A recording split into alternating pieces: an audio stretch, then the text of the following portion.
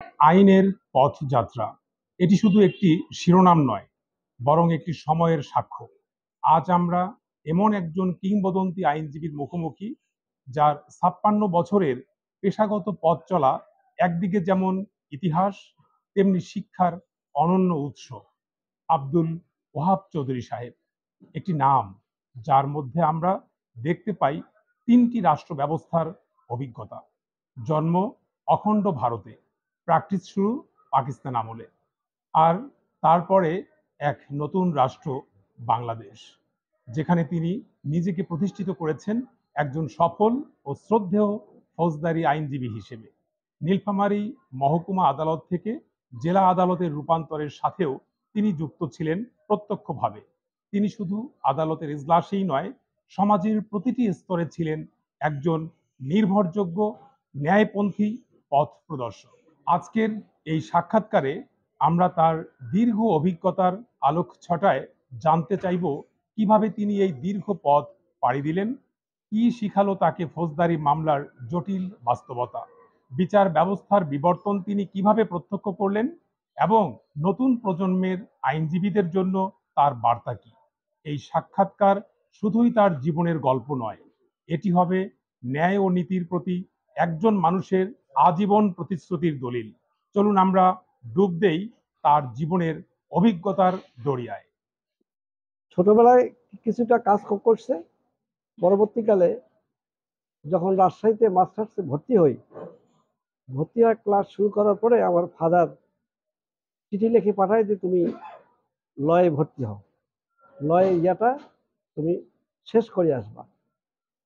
এবং বাবার সেই কথা মতোই আমি শেষমেশ, আমার আর মাস্টার্স পড়া হয়নি, আমি ল কমপ্লিট করি। ছোটবেলায় যখন আমি এই স্কুলে যেতাম, আমি এই লাল বিল্ডিং এর পিছন দিক দিয়ে, এই জজ সাহেবের বাড়ির ওই দিক দিয়ে তখন আমি নীলফামারী হাই ইংলিশ স্কুলে পড়াশোনা করতে যেতাম। বিকালবেলা যখন 4টার দিকে যখন ফিরে আসতাম, তখন এই লাল বিল্ডিং এর এই পাশের বিল্ডিংটাতে, ওইটাতে লেখা ছিল ফার্স্ট মুনসেফ, সেকেন্ড মুনসেফ, আর এই পাশের বিল্ডিংটাতে লয়ার ম্যাজিস্ট্রেটের কোর্ট হইতো। আমার ফাদার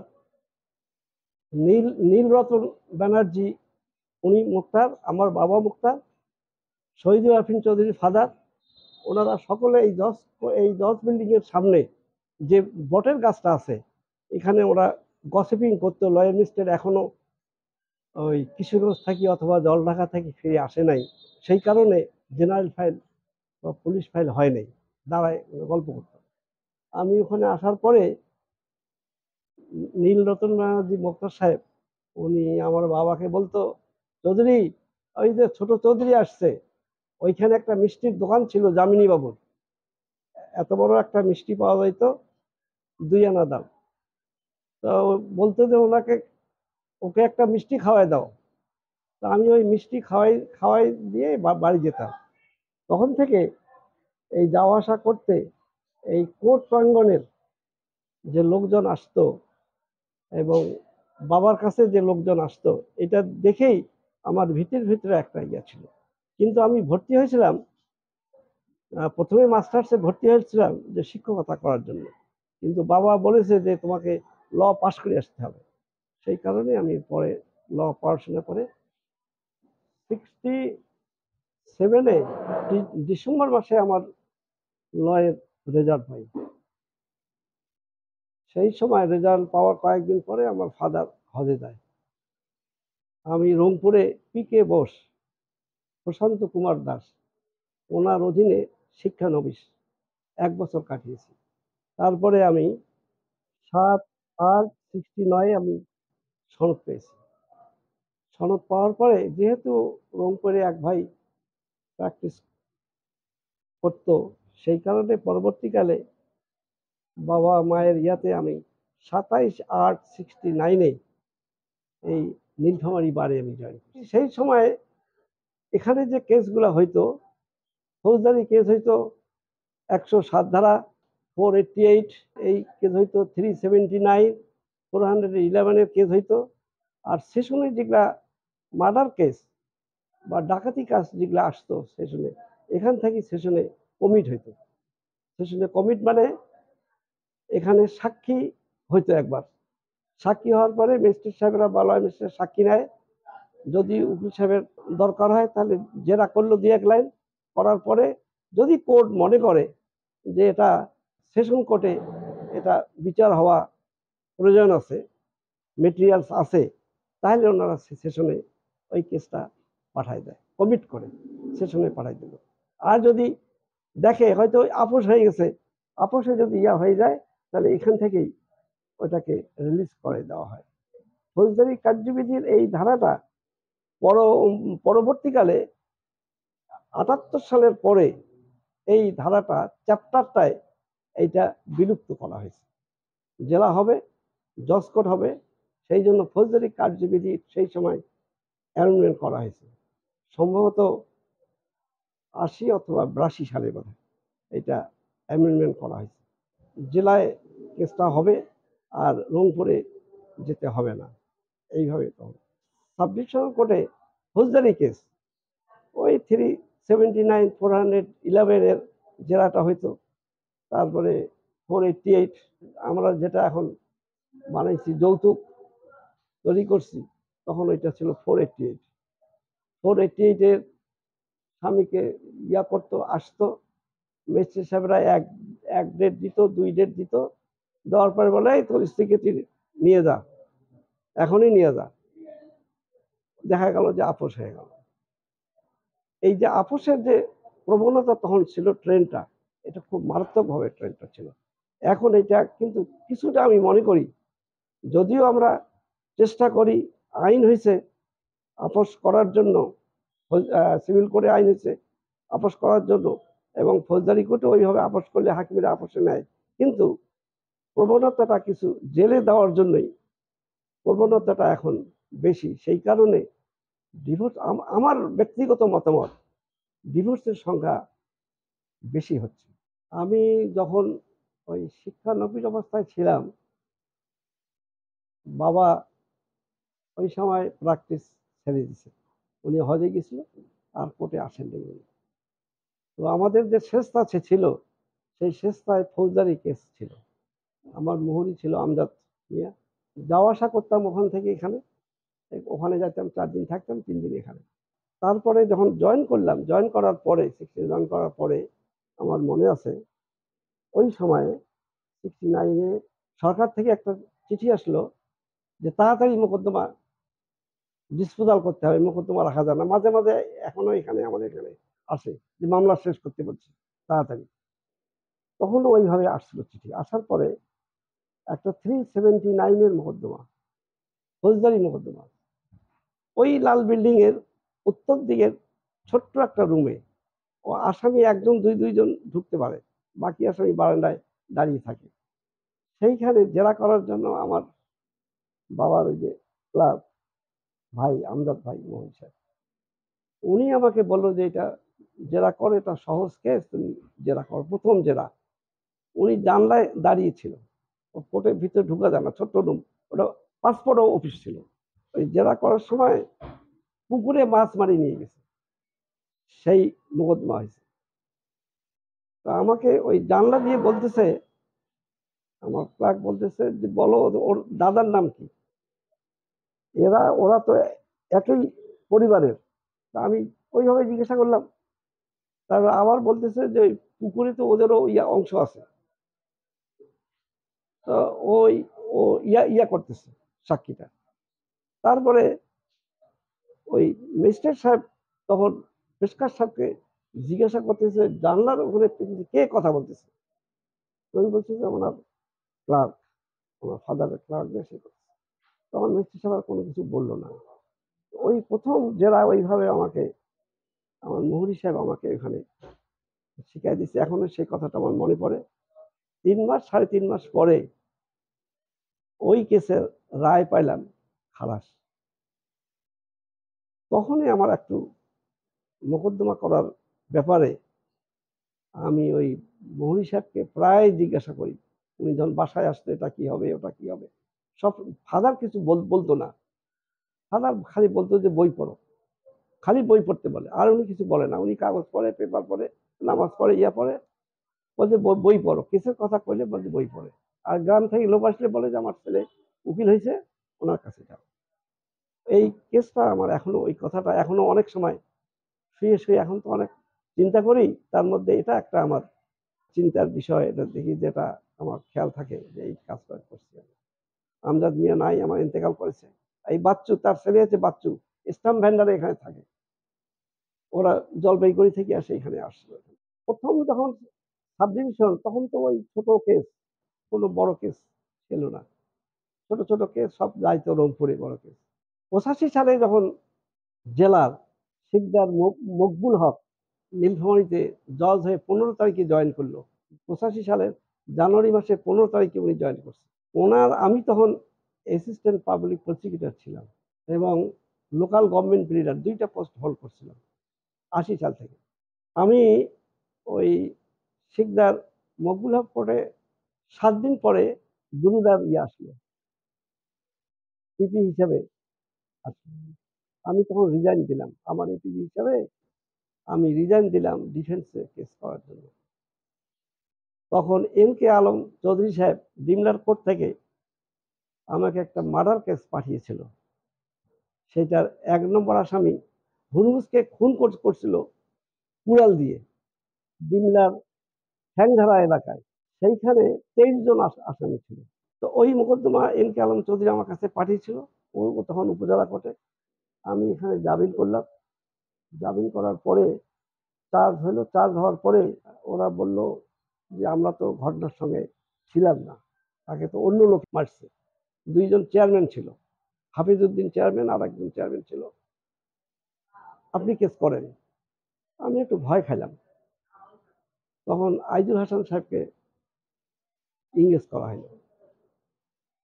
আইজুল হাসান সাহেব প্রথম দিন ওই সাক্ষীর জেরা, বাদীকে জেরা করার পরে ওদের সঙ্গে কি জানি সম্পর্ক, কি একটা গন্ডগোল হয়েছে। আমার বাসায় বিকালবেলা 5:30টার সময় যে বললো, স্যার আপনাকে কেস করতে হবে, আমরা ওখানে যাব না, আমাদের জেল হবে, আপনি করেন। তখন আমি খুব চিন্তায় পড়ে গেলাম।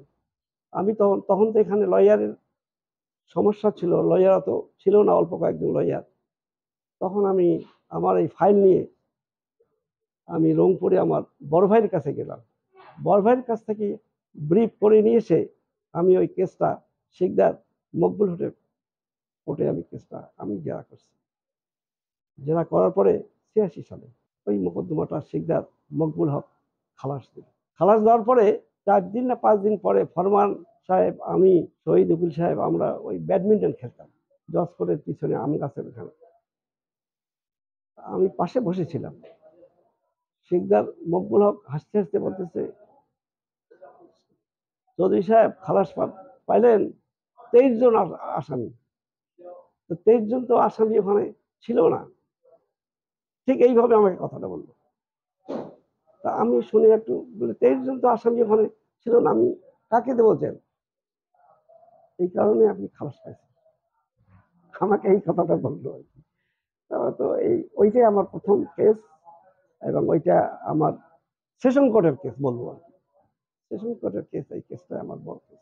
এইটাতে আমি খুব সফলতা আমি নিজেকে মনে করি যে কেসটা রংপুর থেকে নোট করে নিয়ে আসছি, কোন পয়েন্টে যাইতে হবে, কিভাবে করতে হবে বড় ভাই। সবচেয়ে স্মরণীয় মুহূর্ত হচ্ছে আমি যে কেসটা কথা বললাম, এই কেসটাই হলো আমার, কালকেও আমার এডিশনাল কোর্টে 12 জন আসামি খালাস পেয়েছে মার্ডার কেসে। কিছুটা ফাদার আমার প্র্যাকটিস করতো, ফৌজদারি প্র্যাকটিস করতো। 69-এ উনি প্র্যাকটিস বন্ধ করছে। বাবা ছিল মুক্তার, আমার ফাদার। কাশিরাম বেলপুকুরের জমিদার ফ্যামিলি ছিল। কাশিরাম বেলপুকুর সম্পূর্ণ, পূর্ব বেলপুকুর, পশ্চিম বেলপুকুর সম্পূর্ণটাই ওনার ইয়াতে ছিল। ওনারা 9 ভাই। উনি দেখাশোনা করতো। পরবর্তীকালে উনি জুরির হাকিম ছিল। তারপরে আমাদের আমার বড় ভাই ওকালতি করার, উকিল হওয়ার পরেও আব্দুল রশিদ চৌধুরী অ্যাডভোকেট, রংপুর, উনি হওয়ার পরেও আমি মাস্টার্সে ভর্তি হওয়ার পরেও তিনি আমাকে ল পড়ার জন্য ইনস্টিগেট করেছে যে না, তুমি ল পড়ে আসো। তারপরে ওনার ইয়াতেই আমি ল পড়ে আসছি। এবং আমার ফাদার ছিল মুক্তার। আমি একটা সংস্থা পেয়েছিলাম বাবার মোহরি পেয়েছিলাম। সিভিল কোর্টের মোকদ্দমা শেষ হতে অনেক সময় লাগে, 5 বছর, 10 বছর, 20 বছর সময় লাগে। আর ফৌজদারির মোকদ্দমায় সময় লাগে কম। আমি সিভিল কেসও করতাম। আমি লোকাল গভর্নমেন্ট প্লেয়ার ছিলাম রংপুর জিপির অধীনে, এবং অ্যাসিস্ট্যান্ট পাবলিক প্রসিকিউটর ছিলাম রংপুর পিপির অধীনে। দুইটাই করতাম, কিন্তু যেহেতু আমাদের চেষ্টা ছিল ফৌজদারি ইয়ার, এই কারণে আমি ফৌজদারি কেসে বেশি ইনক্লাইন হয়ে গেছি, এবং এই ইনক্লাইন হওয়ার কারণেই আস্তে আস্তে অ্যাসিস্ট্যান্ট পাবলিক প্রসিকিউটর ছিলাম 80 সাল থেকে, এবং লোকাল গভর্নমেন্ট লিডার রংপুর জিপির আন্ডারে দুইটা পোস্ট একই সঙ্গে 80 সাল থেকে আমি এই নীলফামারীতে শিকদার মকবুল হক জজ সাহেব আসা পর্যন্ত 85 সাল পর্যন্ত আমি দুইটা পোস্ট হোল্ড করছিলাম। তারপরে দুইটা পোস্টে আমি রিজাইন দিয়ে আমি ডিফেন্সে আমি মনোনিবেশ করি। দুর্নীতি আইনের কোনো মোকদ্দমা আমি করি নাই, কারণ দুর্নীতি মোকদ্দমা এখানে সেশন কোর্টে হয় নাই। প্রথম দিকে দুই একটা হয়েছিল, তারপরে এখান থেকে চেঞ্জ হয়ে গেছে, আর এইভাবে করিনি। কিন্তু আমি এই ধর্ষণ আর হত্যা মামলা বেশিরভাগই করছি, 326-এর মামলা হয়েছে আর কি। কিন্তু দুর্নীতি বিরোধ কোনো মামলা এখানে, দুর্নীতি বিরোধ মামলা তো হয় না। প্রথম দিকে হয়েছিল দুই একটা, তারপরে এখান থেকে তো ইয়া করে নিয়ে গেছে, জুরিডিকশন চেঞ্জ হয়ে গেছে, রংপুরে চলে গেছে। ফৌজদারি মামলা কোর্টে আসার আগে পুলিশের কাছে যখন মোকদ্দমা থাকে, জিআর কেসের বেলায় বলবো, সেখানে তদন্ত যে হয়, তদন্ত হওয়াকালীন অনেক বাধাবিঘ্ন পেরিয়ে তারপরে তদন্ত রিপোর্ট আসে। সিআর কেসের বেলাও আমি বলবো যে আসল যে ঘটনাটা, সেই ঘটনার সঙ্গে আরো যোগ করে দিয়ে মামলা তৈরি করা হয়, এবং এই এই কারণে এই মামলাগুলা কোর্টে এসে সঠিক ইয়া হয় না। হয়তো 5 জন ঘটনা ঘটাইছে, ওখানে 10 জনের নাম দেওয়া হয়। আবার পুলিশ যখন তদন্ত করে, তখন তারা উপর থেকে হয়তো বা কোথাও থেকে ইয়া পায় এইভাবে করার জন্য, সেইভাবে করে। এই জন্য আমি বলবো, বর্তমান এই স্টেজে ফৌজদারি কেস যেগুলো আছে, আমি বলবো যে একজন লয়ার যদি আইন জেনে নিষ্ঠার সঙ্গে আসামি পক্ষে যদি মোকদ্দমা পরিচালনা করে, তাহলে 98% মোকদ্দমা খালাস হবে।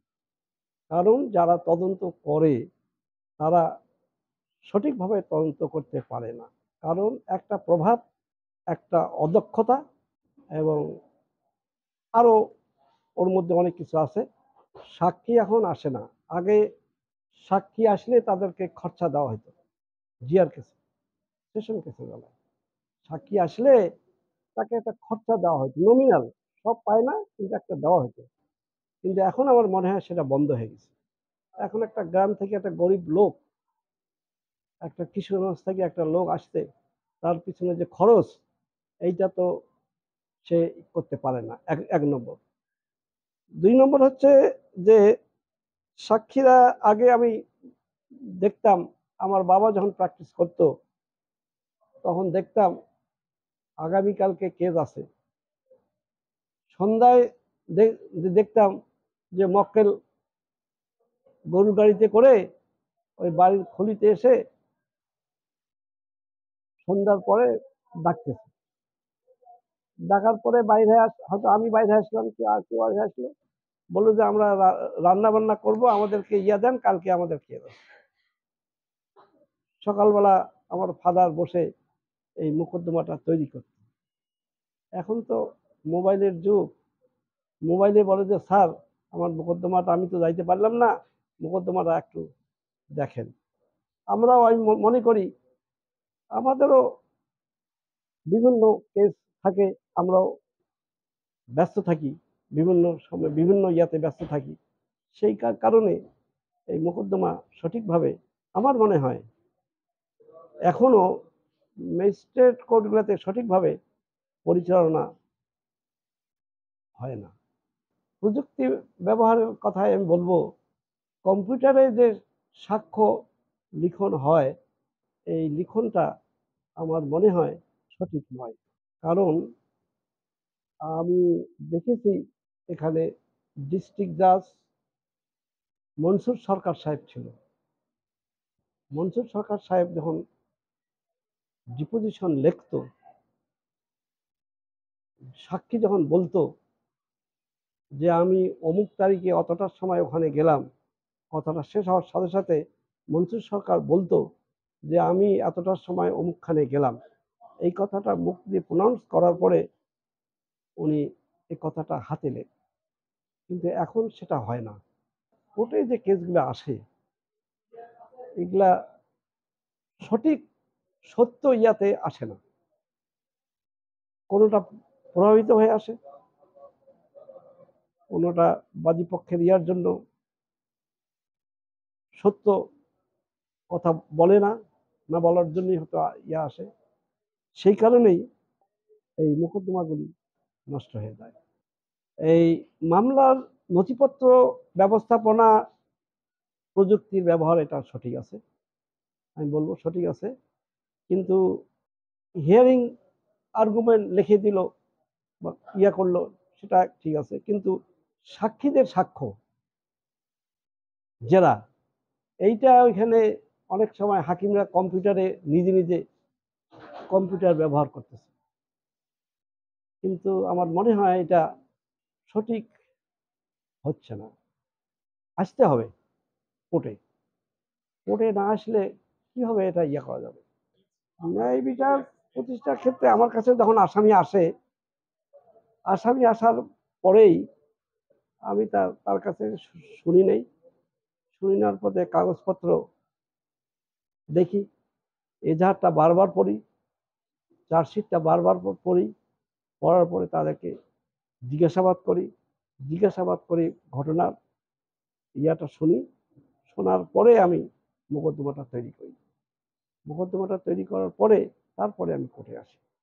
লোক আসে, যে মামলায় আসে সে মামলার আইন যদি জানা থাকে, তাহলে আমার মনে হয় যে তার কোনো চাপ থাকার কথা নয়। ক্লায়েন্টকে জিজ্ঞাসাবাদ করবে, জিজ্ঞাসা করলে তার কাছে জানবে, জানে শুনে তার কাজটা করবে। আর এটা কোনো চাপ, এটা যারা প্র্যাকটিস করবে সকলেরই আমার মনে হয় এটা কোনো চাপ নয়। করতে হবে, পড়াশোনা না করলে তার হবে না, বই পড়াশোনা করতে হবে, ইয়া করতে হবে, পড়াশোনা করে আসতে হবে। এখন যদি পড়াশোনা না করে যদি, তাহলে তার এই লাইনে ইয়া করার কোনো যোগ্যতা থাকবে না। আছে, সামাজিক দায়িত্ব আছে। কেস তো অনেক সময় মিথ্যা কেস হয়, কাজে ক্লায়েন্ট যখন এসে বলবে, তখন তাকে কেসটা যখন নিবে, নেওয়ার পরে তাকে সঠিকভাবে তাকে সময় দিতে হবে এবং সঠিকভাবে সে কেসটা তাকে পরিচালনা করতে হবে, এটা তার দায়িত্ব। কিন্তু এই দায়িত্ব যদি অবহেলা করে তাহলে তো ক্ষতি হবে, তাহলে সেই ক্লায়েন্টের ক্ষতি হবে। দায়িত্ব প্রতিপালন করার জন্য সময় দিতে হবে, তাকে তাকে সময় দিতে হবে, তার কাছ থেকে শুনতে হবে, শুনে তারপরে সেটা ইয়ে করতে হবে। ভূমি স্থাপনা যে এই যে রেকর্ড যে হয়েছিল, রেকর্ডটা তো সঠিকভাবে লোককে দেওয়া হয়নি। যে লোকগুলোকে রেকর্ড করার জন্য দায়িত্ব দেওয়া হয়েছিল তারা এটা সঠিকভাবে করে নাই। এই সঠিকভাবে না করার জন্যই সমস্যার সৃষ্টি হয়েছে। লয়ার যখন ফৌজদারি কেস নিবে, তখন তার কাছ থেকে শুনবে, ভালো করে শুনবে, তাকে সময় দিবে, শোনার পরে তারপরে তাকে ডিল করবে। এইটা ডিল করবে, শোনার পরে ঠিক মতো যদি না শুনে, যদি আমরা আমি মাঝে মাঝে দেখি বলাও ঠিক নয়, তাও বলতে হচ্ছে যে ওই কোর্টে একটা বিচার করতেছি, সাক্ষী জেরা করতেছি, আর এক কোর্টে সাক্ষী হচ্ছে, আবার ওইখান থেকে দৌড় দিয়ে আসি এখানে সাক্ষী করতেছি। তাহলে কি হবে?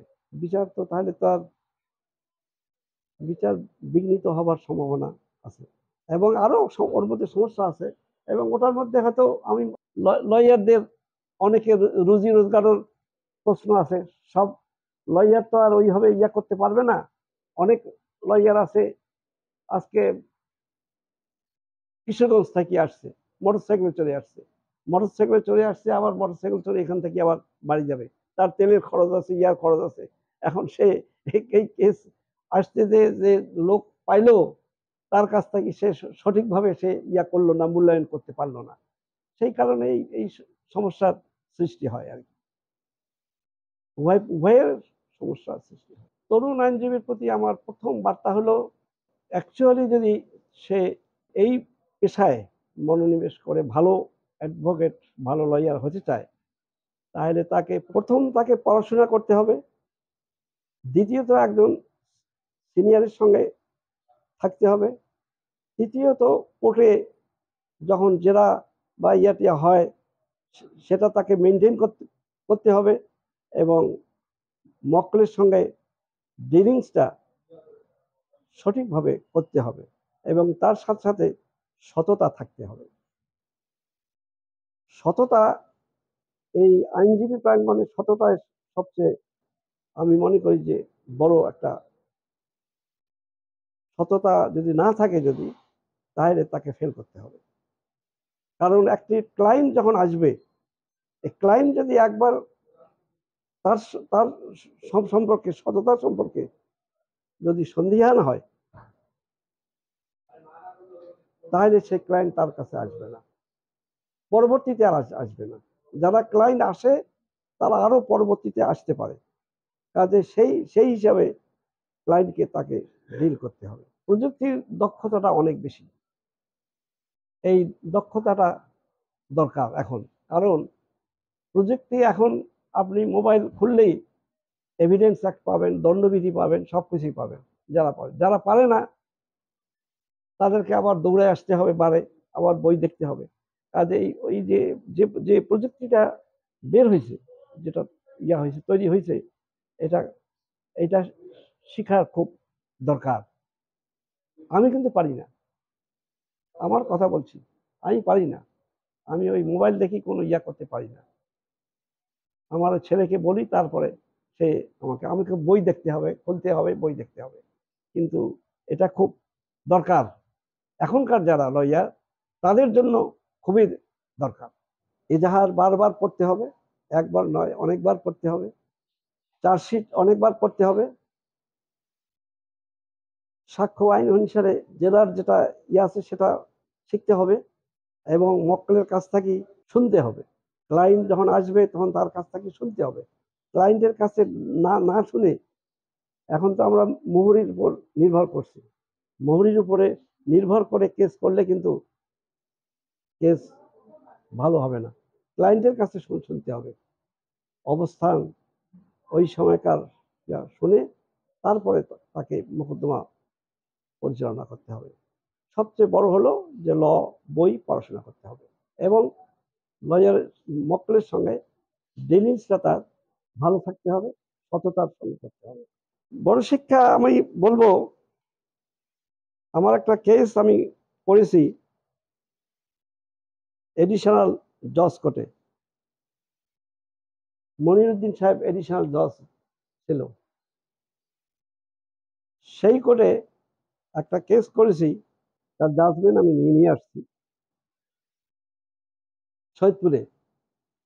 ফরমান একজন আসামির পক্ষে ছিল, ফরমান অ্যাডভোকেট, আমি ছিলাম একজনের পক্ষে। আমার আসামির নাম ছিল ভুট্টু। তাদের উভয়ের যাবজ্জীবন দিয়েছিল। আমি ভুট্টুর পক্ষে করেছি, আর ফরমান সাহেব করেছিল মুয়াজ্জেম, ওই মসজিদের মুয়াজ্জেম পক্ষে। সেই কেসে আমার আসামি 164 ধারা জবানবন্দি দিয়েছিল এবং সেই কারণে আমি এইখানে মনিরুদ্দিন সাহেব যাবজ্জীবন দিল। সেটা ছেলেটি খুবই গরিব, সৈয়দপুরে সাইকেলের এই মেকারের দোকানে ডেইলি বেসিসে সে চাকরি করত। দেবীগঞ্জ থেকে যাওয়া আসা করত, দেবীগঞ্জ থেকে ওখানে যাইতো, 2 দিন 3 দিন থাকতো, আবার তার বাবা ছিল না।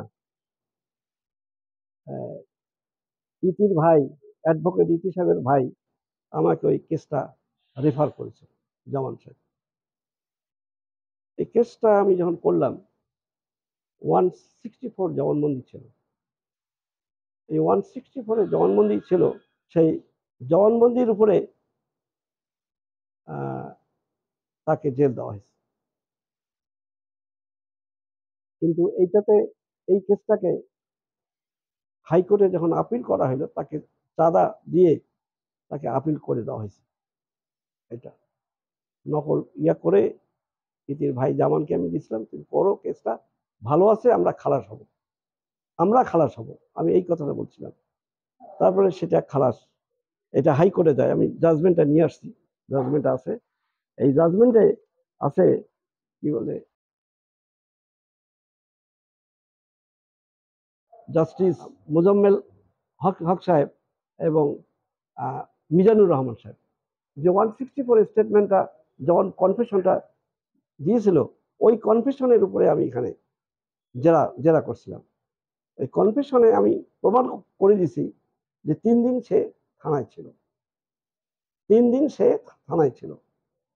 এটা তদন্তকারী অফিসারের অ্যারেস্টের ডেটটা লেখে নেই, কিন্তু যে কোনো উপায়ে হোক আমি জুডিশিয়াল রেকর্ড থেকে এটা প্রমাণ করার জন্য হাইকোর্ট থেকে তাকে খালাস দিয়েছে। এবং হাইকোর্ট থেকে খালাস দেওয়ার পরে জাজমেন্টটা এখানে আসলো তাকে জেলখানা থেকে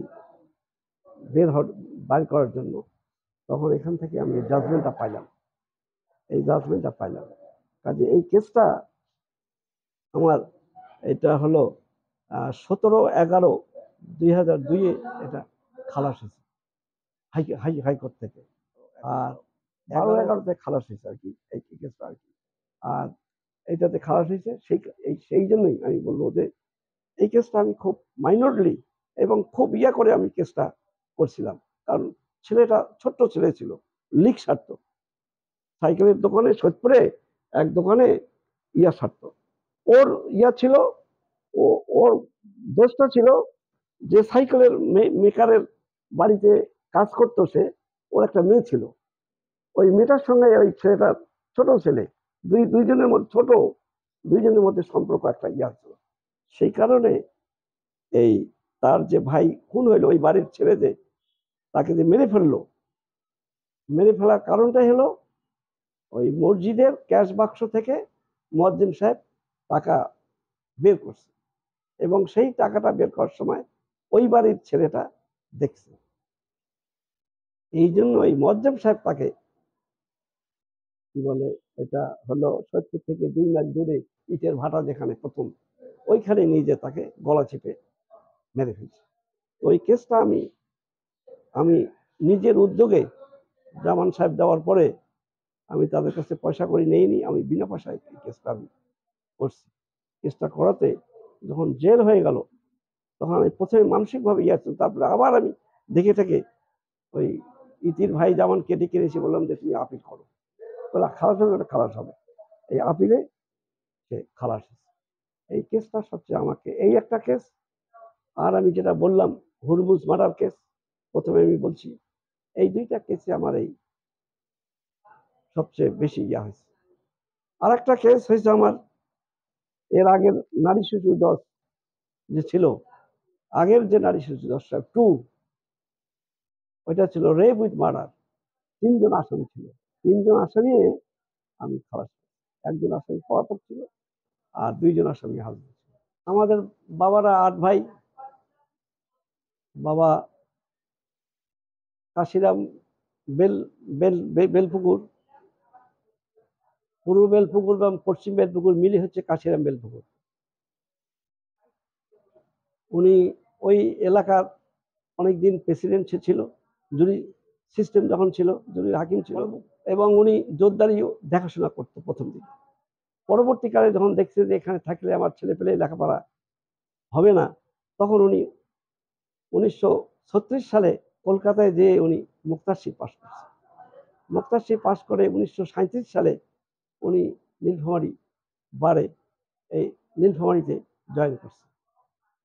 আমার চেম্বারে গেলে বাবার ছবি, যে কয়েকজন মুক্তার যে কোর্টে প্র্যাকটিস করতো তাদের সকলের ছবি আমার আছে, আমি পেয়েছি, একটা ছবি উদ্ধার করছি। উনি এই আইন পেশাকে, যেহেতু উনি প্রেসিডেন্ট ছিল, অনেকদিন চেয়ারম্যান ছিল, লোকের সঙ্গে মিলামিশা করার তার খুব ইয়া ছিল, মোকদ্দমা আপোষ করত। যে হিসাবে আগের চেয়ারম্যান তখন প্রেসিডেন্ট ছিল, সেই কারণেই উনি এখানেও প্র্যাকটিস করে আসার পরে 37 সালে উনি এখানে জয়েন করছেন। জয়েন করার পরে প্র্যাকটিসকালে উনি কিন্তু সবসময় আপোষ, লোক আসলে বলতো যে আপোষ করেন, লোক আসলে বলতো যে আপোষ করেন, এবং এই প্র্যাকটিসটাকে উনি খুব সাদরে এটাকে উনি ভালোভাবে গ্রহণ করছিল। সেই কারণেই উনি, আমার বড় ভাই আব্দুর রশিদ চৌধুরীও ইকোনমিক্সে মাস্টার্স করার পরেও তাকে চাকরি করতে দেয়নি, বলছে যাও তুমি ল পড়ে আসো। তাকে এখানে জয়েন করছিল নীলফামারীতে। জয়েন করার পরে তাকে আবার রংপুরে পাঠিয়ে দিয়েছে এই মহৎ পেশায়।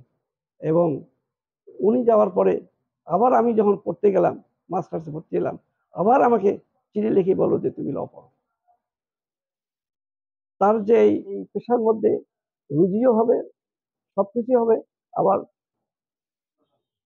সকলের, গরিব লোকের বা তাদেরকে সেবা করা যাবে, এইটা তার ছিল একটা বড় ইয়া। সেই কারণে তিনি আমাদেরকে দুই ছেলেকে উনি লয়ার হিসেবে ইয়া করছে। এবং আমার যে লয়ার হওয়ার পিছনে আমি বললাম যে যাওয়া আসা করতাম, এক নম্বর কারণ এই কোর্ট প্রেমিসে আসতাম বাবার কাছে, আর হলো বাবার সেই চিঠিখানা এখনো আমার মনে আছে যে বাবা তুমি ওই ল কলেজে ভর্তি হয়ে ল পাস করে আসো। এইটাই আমার সবচেয়ে বড় অনুপ্রেরণা। এবং উনি হজ করে আসার পরে আমি যখন লয়ার হইলাম, 67-এ যখন পাস করলাম, 67-এ ওনাকে আমি চিটাগাঙে রেখে আসছি হাজি ক্যাম্পে, ওখান থেকে উনি গেল, সেই সময় আমি রেজাল্ট পেয়েছি। তারপরে 68 সালে 1 বছর লাগছে আমার শিক্ষানবিশ, 69 সালে লাইসেন্স পেয়েছি। তারপরে ফাদার আর কোর্টে আসে নাই, মোকদ্দমা সম্বন্ধে উনি কোনো বলেনি, বলছে বইটা পড়ো, বইটা দেখো, শুধু এইটুকু কথাই বলতো আর কি। কাজে তার অনুপ্রেরণায় আমি আজকে এই আমার ইয়ে আছে। তখন তো ব্রিটিশের আইন ছিল, ব্রিটিশের এটা সাবলেট ছিল, ব্রিটিশ এটাকে দেখাশোনা করতো, ইন্ডিয়াকে বলছিল এটাকে দেখাশোনা করার জন্য। সব এইভাবে সারা বিশ্বে ব্রিটিশের যেটা সেটা ছিল, সেই ব্রিটিশের আইনে তখন চলতো। এখনো সেই ব্রিটিশের আইনও আছে। আমরা কিছু 47-এর পরে, পাকিস্তান হওয়ার পরে, তারপরে যখন বাংলাদেশ হলো, আমরা মূল যেটা সেকশন, মূল যেটা সেইখান থেকে আমরা কিছু কিছু আমাদের সামাজিক পরিবেশের জন্য, লোক সংখ্যা বেশি হওয়ার জন্য, আমাদের অর্থনৈতিক কারণের জন্য আমরা আইন কিছু, প্রতিটা মূল থেকে কিছু আইন আমরা নতুন করে আইন, সামাজিক জন্য নতুন আইন সৃষ্টি করছে। যেমন নারী শিশু আইন, আগে তো 488-এর মামলা ছিল, 376 ছিল, কিন্তু সামাজিক কারণে, লোক সংখ্যা বেশি হওয়ার কারণে, অর্থনৈতিক কারণে এই আইনগুলো আমাদেরকে চেঞ্জ করতে হয়েছে। এবং কিছু কিছু আইন পলিটিক্যাল জন্যই, তাদের নিজের জন্যই, আমি মনে করি নিজের জন্যই কিছু আইন চেঞ্জ করে, কিন্তু যে আইন প্রথম যেটা মূল সেটা তো আছেই। ব্রিটিশ আমলের যেটা আইনটা আছে, এখনো সেই এভিডেন্স একটা আছে, এখনো সেই দণ্ডবিধি আছে, সবকিছুই আছে। সেখান থেকে আমরা আমাদের নিজস্ব জন্য কিছু কিছু আইন আমরা চেঞ্জ করে সেটার উপরেই আমাদের এখন চলতে হচ্ছে। 69 তখন তো লয়ারের সংখ্যা কম ছিল, বার আর বেঞ্চের মধ্যে মানে একদম উভয়ের মধ্যে একটা খুব ভালো সম্পর্ক ছিল। এই সম্পর্কটা বর্তমানে আমি মনে করি কিছুটা নষ্ট হয়ে গেছে। একটা সম্পর্ক, খুব ভালো সম্পর্ক ছিল ওই সময়। লয়ার ছিল কম, পাবলিক লোক সংখ্যা কম, কেস ছিল কম, এবং লয়ারদের সঙ্গে কি বলে হাকিমদের একটা সম্পর্ক, খুব ভালো একটা সম্পর্ক ছিল। এইটা তো পরবর্তীকালেও সে ছিল, আমি বলবো পাকিস্তান আমলেও এটা ছিল। আমার মনে হয় এখন কিছুটা নষ্ট হয়েছে। আমি তো 69-এ এখানে জয়েন করছি, লাইসেন্স পেয়েছি। লাইসেন্স পাওয়ার পরে প্র্যাকটিস শুরু করছি। যখন যুদ্ধ 71 সালে যখন যুদ্ধ লাগলো, তখন তো গ্রামের বাড়ি পালিয়ে গেলাম। পালিয়ে যাওয়ার পরে বাবা সেখানে থাকতে চায় না। আবার 10-12 দিন 15 দিন পরে আবার নীলফামারীতে আসতে হয়, তারই জন্য আমাকে আসতে হয়। আমি এখানে যখন আসলাম, একদিনের কথা মনে আছে। সেদিন পঞ্চপুকুরের সালাউদ্দিন সাহেব, তাকে মাদার মোড়ে এখান থেকে বাড়ি থেকে ডেকে নিয়ে যে তাকে গুলি করে হত্যা করা হয়েছে। ওই দিন আমি আসছিলাম। ওই দিন আসার পরে 10টার সময় ওইটা দেখার পরে আবার আমি ওই দিন বিকেলবেলা আমার বাবাকে নিয়ে আমার গ্রামের বাড়িতে ফেরত গেছি। সেই সময়ে আমি গ্রামের বাড়ি থেকে তারাগঞ্জ হাট প্রায় 7-8 কিলো হবে। সেইখানে হাটের দিনে ওইখানে যে সংবাদ সংগ্রহ করতাম, করে বাড়িতে আসতাম, গ্রামের বাড়িতে। সৈয়দপুরে আমার চাচারা যারা থাকতো, তারা সকলে গ্রামের বাড়িতে আসছে, কাশিরাম বেলপুকুরে, সেখানে ছিলাম। এইভাবে যাওয়া আসা করছি। আমার ছোট ভাই তখন দেওয়ানগঞ্জ ক্যাম্পে ছিল, আব্দুল হান্নান চৌধুরী, এবং সেই কারণে আমারও সেই সময় একটা রিস্কে আমি ছিলাম। কিন্তু আমার মনে হয় আমার স্যার লতিফ স্যার জন্য হয়তো আমি বেঁচে গেছি। আর তখন তো এখানে ইয়া ছিল না, সেশন করতো নাই, আর কোনো কেস নেই, 107 ধারার মামলা, ইয়া দেওয়ার মামলা, হাকিমরা ডেট দিত, ইয়া করতো, কোনো ইয়া করতো না আর কি।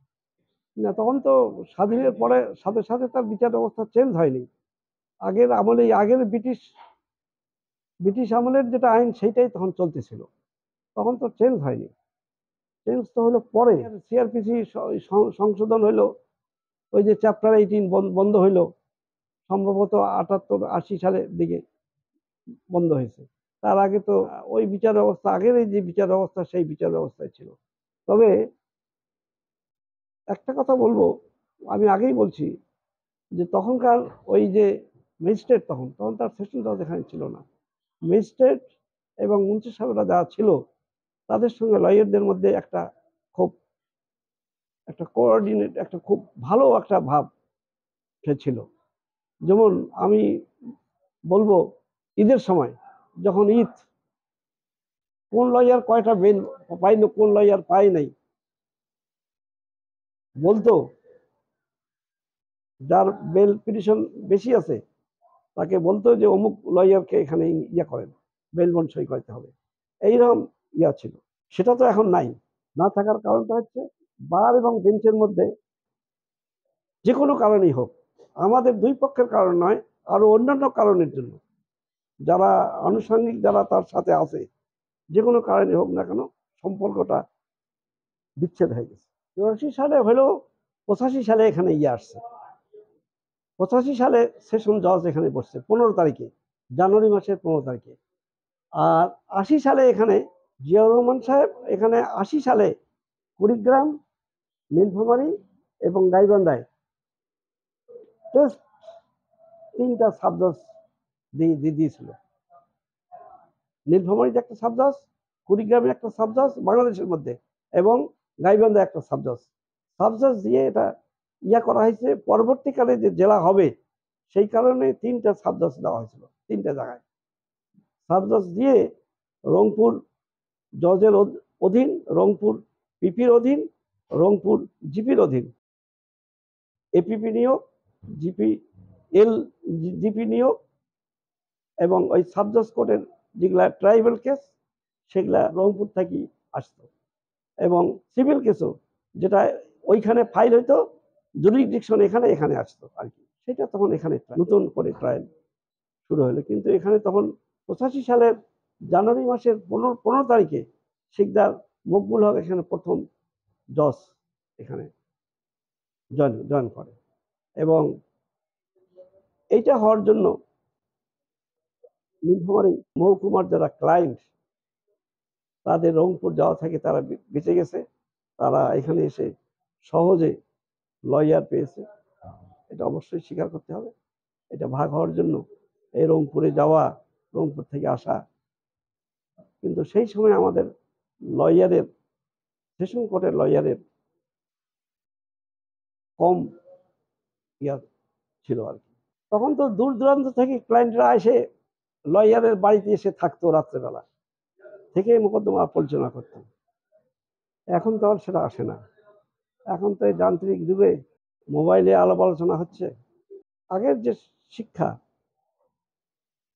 আমি বলবো আগের শিক্ষার চেয়ে বর্তমান শিক্ষা আমাদের মধ্যে ত্রুটি আছে।